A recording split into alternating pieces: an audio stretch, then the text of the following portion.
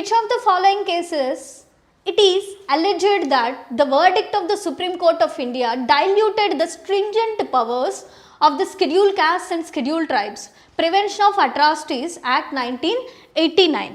ఇది ఏం చెప్తోంది అంటే, సి బేసికలీ షెడ్యూల్ కాస్ట్ పైన షెడ్యూల్ ట్రైబ్స్ పైన జరిగేటువంటి అట్రాసిటీస్ ఉంటాయి కదండి, దీనిని చాలా పెనలైజ్ చేస్తారనమాట. ఓకే, కఠిన శిక్షలు అమలు చేసేలాగా ఉంటాయి. సో వాళ్ళని దూషించడం కానీ, అసభ్య పదాలతోటి, లేకపోతే వాళ్ళపైన అటాక్ చేయడం కానీ, క్యాస్ట్ని బేస్ చేసుకొని వాళ్ళపైన ఎటువంటి డిస్క్రిమినేషన్ జరిగినా కూడా this was an act which usually protects them, వాళ్ళని ప్రొటెక్ట్ చేస్తుంది అనమాట.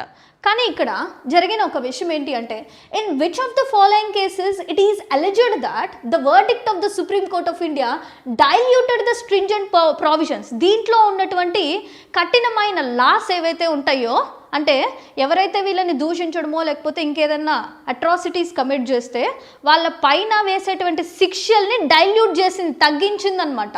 ఎందుకు తగ్గించాల్సిన అవసరం ఎందుకు వచ్చింది, ఏంటి, అది ఏ పర్టికులర్ కేసు వల్ల ఈ సెక్షన్స్ అనేవి డైల్యూట్ చేసిందో చూద్దాం. Provisions of the schedule caste and schedule tribes prevention of atrocities act 1989. So అది ఏ కేసు అంటే, see here, Subhash Kashinath Mahajan versus state of Maharashtra. సి ఏంటంటే అది Subhash Kashinath Mahajan versus state of Maharashtra. ఈ పర్టికులర్ కేసులో ఏం చేసింది అంటే, ఈ యాక్ట్ని మిస్యూజ్ చేస్తున్నారు. ఓకే, ఈ యాక్ట్ని మిస్యూజ్ చేస్తున్నారు.